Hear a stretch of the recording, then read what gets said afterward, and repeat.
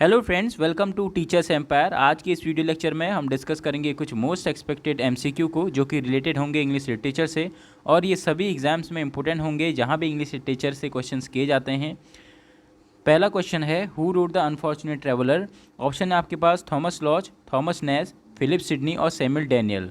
तो जो इसका सही आंसर है ऑप्शन नंबर बी, यानी थॉमस नैश ने नोवेल द अनफॉर्चुनेट ट्रेवलर लिखा था। अब ये अनफॉर्चुनेट ट्रेवलर है क्या? एक प्रकार का नोवेल है। अगर मैं बात करूँ अनफॉर्चुनेट ट्रेवलर की, तो इसको हम लोग प्रीकर्सर ऑफ पिकारस नोवेल भी बोलते हैं। प्रीकर्सर ऑफ पिकारस नोवेल, यानी ये पहला वर्क है पिकारस नोवेल कैटेगरी का। अगर मैं बात करूँ ऑप्शन नंबर ए, यानी थॉमस लॉज की, थॉमस लॉज जो कि जाने जाते हैं अपने बहुत ही फेमस वर्क के लिए, जिसका नाम है अ looking glass for London and England. A looking glass for London and England. अब आप मुझे बताइए, अ लुकिंग ग्लास, लुकिंग ग्लास, अ लुकिंग ग्लास, इस नाम का वर्क किसने लिखा? इसका नाम है अ लुकिंग ग्लास केवल। आप मुझे इसको कमेंट सेक्शन में बताइए। और थॉमस लॉज ने जो लिखा उस वर्क का पूरा नाम क्या है? अ looking glass for London and England.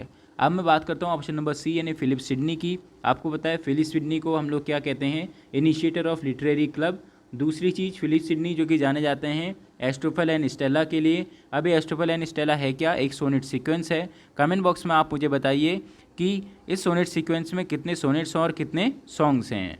आपको ये पहले की वीडियोज़ में बताया गया है इन सभी का आंसर। अगर मैं बात करूँ ऑप्शन नंबर डी, यानी सैमुअल डैनियल की, तो सैमुअल डैनियल कौन सी एज से बिलोंग करते हैं? एलिजाबेथन एज से। और सैमुअल डैनियल अपने एक बहुत ही फेमस सोनेट के लिए जाने जाते हैं, जिसका नाम है डायना, या इसको हम लोग क्या कहते हैं? डीलिया के नाम से हम उसको जानते हैं, DIELIA। डीलिया नाम का सोनेट है किसका? सैमुअल डैनियल का। अब हम बढ़ते हैं नेक्स्ट क्वेश्चन, यानी क्वेश्चन नंबर 2 की ओर। Who wrote the work on poetics of culture and the interpretation of Shakespeare. तो ये वर्क किसने लिखा? On poetics of culture and the interpretation of Shakespeare. Option है आपके पास Stephen Greenblatt, Caroline Spurgeon, TS Eliot और AC ब्रैडले। इसका जो सही आंसर है वह है ऑप्शन नंबर ए, यानी स्टीफन ग्रीनब्लाट ने ये वर्क लिखा। ये शेक्सपियर पर क्रिटिसिज्म पर एक वर्क है, on poetics of culture and the interpretation of Shakespeare. अगर मैं बात करूँ स्टीफन ग्रीनब्लाट की, तो ये एक मॉडर्न राइटर हैं, मॉडर्न क्रिटिक हैं। अगर बात की जाए कैरोलिन स्पर्जन की, तो ये कैरोलिन स्पर्जन है, इनका भी शेक्सपियर पर एक क्रिटिसिज्म का वर्क है, जिसको हम लोग शेक्सपियर इमेजरी के नाम से जानते हैं। IMAGERY, शेक्सपियर इमेजरी करके इनका एक क्रिटिसिज्म वर्क है। किसका? कैरोलिन स्पर्जन का। और ये वर्क कब लिखा? 1935 में। अब आप मुझे कमेंट करके बताइए कि ये कौन सी एज के राइटर होंगे? कैरोलिन स्पर्जन। अगर मैं बात करूँ ऑप्शन नंबर सी, यानी TS इलियट की, इनका भी शेक्सपियर के पर एक क्रिटिसिज्म पर एक वर्क है, जिसको हम लोग किस नाम से जानते हैं? हैमलेट एंड हिज प्रॉब्लम के नाम से जानते हैं, जो कि कब लिखा गया था? 1919 में लिखा गया था। ये बहुत ही इंपॉर्टेंट क्वेश्चन है कि हैमलेट एंड हिज प्रॉब्लम्स नाम का जो क्रिटिसिज्म वर्क है, जो कि TS इलियट के द्वारा लिखा गया, वो कब लिखा गया था? 1919 में लिखा गया था। अगर मैं बात करूँ ऑप्शन नंबर डी, यानी AC ब्रैडले की, तो AC ब्रैडले का भी एक क्रिटिसिज्म पर वर्क है, जिसको हम लोग शेक्सपियरियन ट्रेजेडी के नाम से जानते हैं। किस नाम से जानते हैं? शेक्सपियरियन ट्रेजेडी के नाम से। और ये वर्क इन्होंने कब लिखा था? 1904 में लिखा था। बढ़ते हैं हम क्वेश्चन नंबर थर्ड की ओर। उससे जाने से पहले आप जब भी इस वीडियो को देख रहे हैं और जैसे भी आप तक ये लिंक पहुंचा, तो आप इस वीडियो को पहले तो लाइक करना ना भूलें, और दूसरी बात आप शेयर करना ना भूलें, क्योंकि आपके पास बहुत सारे प्लेटफॉर्म्स होते हैं सोशल मीडिया के, जैसे व्हाट्सएप ग्रुप के माध्यम से, या आप स्टेटस लगा सकते हैं इस वीडियो के लिंक को। दूसरा, आप फेसबुक के माध्यम से शेयर कर सकते हैं। उससे होता क्या है, जैसे आपको इस वीडियो की ज़रूरत है, ऐसी कई और भी साथी होते हैं जिनको ऐसे वीडियोज़ की ज़रूरत होती है, क्योंकि मैंने पहले भी कहा है, क्वेश्चन अप्रोच आपकी इन्हीं वीडियो से डेवलप होगी। कंटेंट तो आपको हर बुक में मिल जाता है, और एग्जाम के लिए क्वेश्चन अप्रोच की ज़रूरत होती है। और एक क्वेश्चन अप्रोच की रेगुलरिटी तभी बनी रहेगी जब आपकी तरफ से हमको एक ये थंब का निशान आप इसको प्रेस करेंगे, यानी लाइक मिलेगा, और दूसरी बात हमको शेयर मिलेगा। और जब भी आप इसको देख रहे हैं तो आप इसे सब्सक्राइब करना ना भूलें, और ये जो बेल आइकन दबाए इसको आप दबाएं, और इसके नीचे एक ऑल करके लिखा रहता है, और आप सारे नोटिफिकेशन इसके ऑन कर लीजिए, क्योंकि इस चैनल के माध्यम से स्पेशली उत्तराखंड LT और लेक्चरर के सिलेबस को ध्यान में रख के इंग्लिश और चाइल्ड साइकोलॉजी को हम लोग कवर कर रहे हैं, और रेगुलरिटी आपकी बनी रहेगी इन्हीं वीडियोज़ के थ्रू। आपने पढ़ाई करी होगी तो बस खाली क्वेश्चन की रेगुलरिटी और क्वेश्चन अप्रोच आपकी यहाँ से डेवलप होगी, क्योंकि कंटेंट तो आपको बुक्स में भी मिल जाता है, काफ़ी सारी बुक्स MCQs की फॉर्म में भी आती हैं। तो चलिए अब हम बढ़ते हैं। उम्मीद है कि आप इसको लाइक ज़रूर करेंगे, और शेयर करिए आप फेसबुक के माध्यम से, और कमेंट में आप हमें स्क्रीनशॉट भी भेज सकते हैं। तो चलिए अब हम बढ़ते हैं क्वेश्चन नंबर थर्ड की ओर। क्वेश्चन नंबर थर्ड आपके सामने, हु रोड द पोएम अलास्टर। तो अलास्टर नाम की पोएम किसने लिखी थी? ऑप्शन नंबर ए है आपके पास शेली, टेनिसन, जॉन किट्स और कॉलरिज। तो तो जो अलास्का नाम की पोएम है ये लिखी थी पीबी शैली ने। अब आप मुझे बताइए कि पीबी शैली कौन सी एज से बिलोंग करते हैं। मैंने आपको हिंट दे दिया है। अब आप मुझे बताइए कि पीबी शैली का एक फेमस वर्क जो मैंने आपको पहले की वीडियोज़ में भी बताया है, और पीबी शैली को किसने इन पे क्रिटिसिज्म किया था। अब हम बढ़ते हैं ऑप्शन नंबर बी यानी टेनिसन की ओर। तो टेनिसन जो कि बहुत ही फेमस राइटर हैं, और कौन सी एज से बिलोंग करते हैं टेनिसन, ये आप कमेंट सेक्शन में बताइए। ये मैंने आपको हिंट दे दिया। अब मैं बात करता हूँ टेनिसन की। तो टेनिसन आपको पता है ये बहुत ही फेमस राइटर हैं, और जैसे इनके जो वर्क्स हैं उसमें अगर मैं आपसे बात करूं तो द बैगर्स मेट इनका एक वर्क है, BEGGAR, द बैगर मेट करके इनका एक वर्क है। और सबसे बड़ी बात जो इनका एक बहुत ही इंपॉर्टेंट फैक्ट है, इनके जो 3 वर्क हैं उनमें पहला द लोटस ईटर, और दूसरा जो वर्क है आपका इन मेमोरियम, MEMORIAM, इन मेमोरियम, जो कि इन्होंने 1850 में लिखा था, और तीसरा ब्रेक ब्रेक ब्रेक नाम की जो इनकी पोएम है।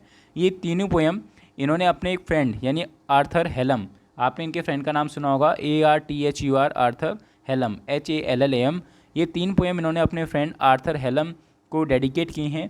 यानी ये तीनों पोएम एसोसिएटेड हैं किससे, आर्थर हेलम से, जो कि इनके फ्रेंड थे और इनके सिस्टर के पति भी वो थे। अब आप मुझे अल्फ्रेड लॉर्ड टेनिसन की सिस्टर का नाम कमेंट बॉक्स में कमेंट करके बता सकते हैं।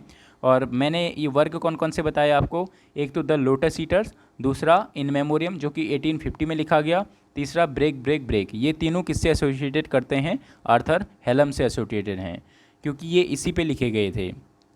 अगर मैं बात करूं इन मेमोरियम की, इन मेमोरियम ये एक ऐसी पोएम है जो कि क्वीन विक्टोरिया को बहुत ही पसंद थी। वो ये पोएम उसके हार्ट के काफ़ी करीब मानी जाती थी। अगर हम बात करता हूँ ऑप्शन नंबर सी यानी जॉन कीट्स की, तो ये कौन सी एज से बिलोंग करते हैं, आप कमेंट सेक्शन में बताइए। और जॉन कीट्स का जो फेमस वर्क हैं, बहुत सारे फेमस वर्क जॉन कीट्स के हैं, और उनमें आपका एक फेमस वर्क आप मुझे कमेंट सेक्शन में बता सकते हैं कि जॉन कीट्स का वो फेमस वर्क कौन सा है। मैं बढ़ता हूँ अब ऑप्शन नंबर डी यानी ST कॉलेज की ओर। तो ST कॉलेज आपको पता ही होगा, पिछली वीडियो में मैंने इनके एक वर्क के बारे में डिस्कस किया था, कुबला खान, जो कि इनका एक बहुत ही फेमस वर्क है। अब आप मुझे बताइए the rime of the ancient mariner poem ये किसने लिखी, इसी के साथ साथ डिजेक्शन एंड ओड नाम की पोएम किसने लिखी थी, ये आप मुझे कमेंट सेक्शन में बताइए। अब मैं आपको option number C John Keats के बारे में आपको हिंट दे देता हूँ, जैसे मैं और ऑप्शंस में दे रहा हूँ। ये कौन सी एज से बिलोंग करते हैं, उसका नाम R से शुरू होता है। और जॉन कीट्स की अगर मैं बात करूँ, आपको पता है कि इस एज में, चलो मैं आपको बता देता हूँ, ये रोमांटिक एज से बिलोंग करते हैं। और आपको पता है कि रोमांटिक एज में 2 फेमस जॉनर बहुत ही फेमस हुए थे। एक तो रोमांटिक एज में सबसे ज़्यादा जो विकास हुआ था वो किसका हुआ था, पोइट्री का, और दूसरा जो विकास हुआ था वो हुआ था आपका क्रिटिसिज्म। यानी पोइट्री और क्रिटिसिज्म 2 ऐसे फैक्टर हैं जिनका डेवलपमेंट कौन सी एज में हुआ था, रोमांटिक एज में हुआ था। कौन कौन से, पोइट्री और क्रिटिसिज्म। अगर मैं बात करूँ जॉन कीट्स का बर्थ बहुत इंपॉर्टेंट है, आप इसको मुझे कमेंट करके बताइए। और इनको सेंसस पोएट भी कहा जाता था, और ये सेंसस पोएट इनको कहा किसने था, ये आप मुझे बताइए कमेंट सेक्शन में कि जॉन कीट्स को सेंसस पोएट किसने कहा था। और मैं आपको एक हिंट देता हूँ कि वो जो भी पोएट हैं वो भी विक्टोरियन एज से ही बिलोंग करते हैं। अब मैं बढ़ता हूँ नेक्स्ट क्वेश्चन की ओर। नेक्स्ट क्वेश्चन आपके सामने है, who wrote the great epic drama the dynasts, यानी जो ग्रेट एपिक ड्रामा है जिसका नाम है द डायनेस्टिस, ये किसने लिखा था। ऑप्शन है आपके पास Ben Jonson, Shakespeare, Thomas Hardy और जॉन रस्किन। तो जो इसका सही आंसर है वह थॉमस हार्डी ने एपिक ड्रामा द डायनेस्टिस लिखा था। अगर बात की जाए थॉमस हार्डी की, तो ये कौन से एज से बिलोंग करते हैं, ये मैंने आपको हिंट दिया, आप कमेंट सेक्शन में बताइए।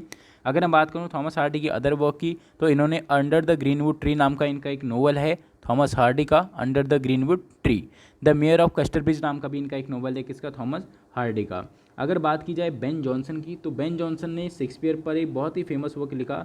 आप मुझे इसको कमेंट सेक्शन में बताइए कि बेन जॉनसन ने शेक्सपियर पर कौन सा फेमस वर्क लिखा था। अगर बात की जाए शेक्सपियर की, तो शेक्सपियर को आप लोग जानते ही हैं, होकम, HOKM, यानी H से हेमलेट, O से ओथेलो, K से किंग लियर और M से मैकबेथ। ये चारों आप मुझे बताइए इनकी ट्रेजेडीज़ हैं या कॉमेडीज़ हैं। अब मैं बात करूं जॉन रस्किन की, तो जॉन रस्किन कौन सी एज से बिलोंग करते हैं, ये विक्टोरियन एज से बिलोंग करते हैं। और जॉन रस्किन जो थे ये एक इंग्लिश आर्ट क्रिटिक थे। अब हम बढ़ते हैं नेक्स्ट यानी 5th क्वेश्चन की ओर।